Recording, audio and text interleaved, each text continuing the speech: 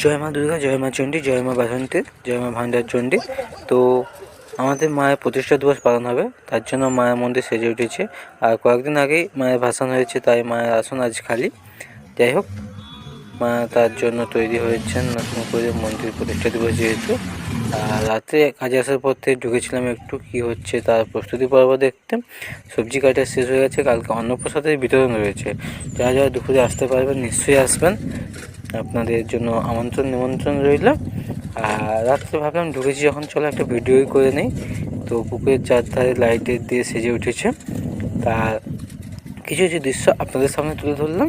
পুরো রাস্তাটা একটা রাউন্ড মেরেছি, সেটাই আপনাদের সামনে তুলে ধরলাম। সে পাশে রয়েছে আমাদের মায়ের মন্দির। প্রত্যেকটা জায়গায় ভালোই সুন্দর করে লাইট সাজানো হয়েছে, আমাদের সেলফি পয়েন্ট থেকে শুরু করে সব কিছু। এবং সবথেকে যেটা বেটার সেটা হলো আমাদের ওই গাছখানি, ওই বট গাছটাকে সুন্দর সাজানো হয়েছে, ওটা আমরা পরে আসছি। এখন আরেকবার আমরা মায়ের মন্দিরে দর্শন করে নেব। দেখুন বন্ধুরা, আমরা প্রায় মন্দিরের সামনে চলে আসছি।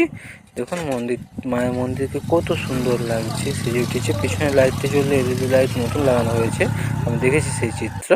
আবার দেখাবো, এই দেখুন গাছটাকে সাজানো হয়েছে, খুব সুন্দর লাগছে গাছটাকে।